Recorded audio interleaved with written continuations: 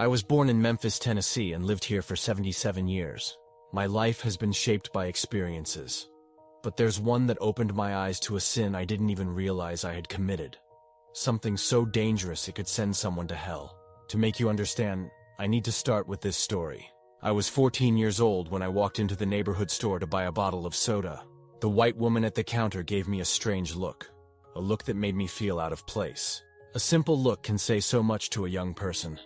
And her gaze made me uneasy. Within moments, a police officer entered the store, grabbed me roughly, twisted my arm, and pinned me against the wall. "What did you steal? Empty your pockets!" he demanded. I hadn't stolen anything. All I had was the bottle of soda I'd come to buy. But I knew trying to explain wouldn't help. That moment burned itself into my memory. I felt small, powerless, and humiliated. I made a vow that day. I'd never let anyone treat me like that again. The anger I felt simmered deep inside, growing stronger with each passing year. I told myself I was justified. I'd defend my people. But that anger turned into something more. Something I didn't see coming. On June 12, 2024, as always, I went for my evening walk at Shelby Farms Park. Walking there had become a peaceful ritual for me. I followed my usual path until I heard a faint rustling behind me. It sounded like leaves being stepped on, but heavier. I slowed my steps and instinctively turned around. That's when I felt it, a sudden explosion of pain at the back of my head. I hit the ground hard and everything went black. I remember lying there, my ears ringing, my head throbbing and thinking, is this it? Is this how it ends? My eyelids grew heavy, and the world faded away. When I opened my eyes, I wasn't in the park anymore. Everything around me was pitch black, but not the kind of darkness you feel when you close your eyes. This was a heavy, oppressive darkness that seemed to swallow my soul. I lifted my hand toward my face, but I couldn't see it. Then I heard a faint sound, a chirp, chirp. At first, I thought it was an insect, but it quickly turned into something human, something deeper. Moans and whispers echoed all around me, some near, some far. I felt someone breathing right next to my ear. I turned sharply, but there was no one there. I told myself, this must be a dream. I need to wake up. But I couldn't. I started walking through the darkness, unsure if there was ground beneath my feet or if I was floating in empty space. Suddenly I saw them, shadows darting around me. My eyes adjusted, and I noticed red, glowing eyes staring at me from the darkness. The shadows began to take shape. They were creatures, bat-like wings, sharp teeth, and clawed hands. One of them stepped toward me. Its long claws dripped with what looked like bits of flesh, and its torn ears twitched as it examined me. "Get away from me!" I shouted, but it only grinned, showing more of its sharp teeth, and let out a deafening scream.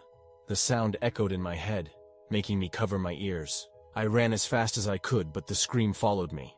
Eventually I had to stop, out of breath. The air had grown unbearably hot. Sweat poured down my face as I walked forward. The ground beneath me, which had felt solid before, now burned like hot metal. My feet felt as though they were on fire. Ahead of me, I saw what looked like a junkyard.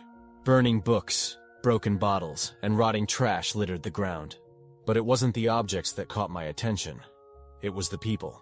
Naked, blistered bodies writhed on the ground. Some crawled, their hands clawing at the dirt, while others knelt in prayer, their mouths moving soundlessly. I kept walking until I came to a stream. It wasn't water that flowed through it. It was a bubbling green acid that released a sharp, choking smell. In the stream were people, flailing and screaming, their skin peeling away as the acid burned them.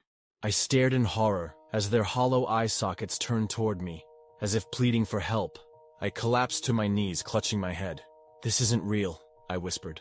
"This can't be real." But then I saw her, a woman crying by the riverbank. Her hands covered her face as she wept. I ran toward her. "I'll help you," I said.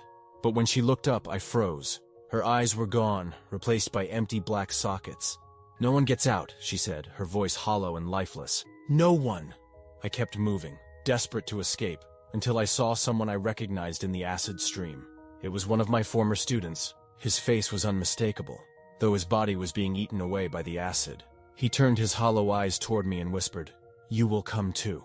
My knees buckled. I couldn't understand why I was here. I had lived a good life, or so I thought. My heart raced as I stumbled forward. The air grew hotter, each breath searing my lungs. My thoughts were racing. What did I do to deserve this? Then I saw a sign glowing in crimson letters, Eternal Fire. The word sent a chill through me. As much as I wanted to turn back, an invisible force seemed to pull me forward. I walked toward the source of a strange glow and came to a stage. On it was someone dancing, their movements familiar. It was Michael Jackson performing his famous moonwalk. But his body was grotesque, his skin rotting, his bones visible. The crowd wasn't cheering. They were screaming in agony. Further ahead, I saw a group of people chained together. Their bodies were covered in burns and deep scars. One of them looked up at me, and my heart sank. It was Andrew Jackson, the man whose face I'd seen in history books. He was writhing in chains, screaming for help as a demon approached him, whip in hand. I turned away, unable to watch any longer, but a thought crept into my mind. Is this justice? Is this what he deserves? That thought felt too familiar, too similar to the anger I had carried since childhood. Finally, I collapsed, overwhelmed by exhaustion and fear. I cried out, "God, if you can hear me, please help me!" In that moment, everything stopped. The screams, the heat, the chains, everything fell silent. I saw a light in the distance, and from it emerged a figure dressed in white. His arms were open, his face radiant with peace. "Who are you?" I asked, though deep down I already knew. "I am Jesus," he said. "As long as you hold on to hatred, anger, and prejudice, your soul will remain chained." Tears streamed down my face as I fell to my knees. I was just defending myself. I didn't know. "You always knew," Jesus said gently. "You mistook your anger for justice. You mistook your prejudice for protection." His words pierced my heart. Memories flooded back. My coldness toward my white students. The judgment I passed on my daughter when she wanted to marry someone of a different race. Every one of those moments had forged the chains that bound me. "I'm sorry," I sobbed. "Please forgive me." Jesus placed his hand on my shoulder. "You are forgiven, but your soul still needs transformation." At that moment, the chains fell away, and peace washed over me. The next thing I knew, I was gasping for air, lying in an ambulance.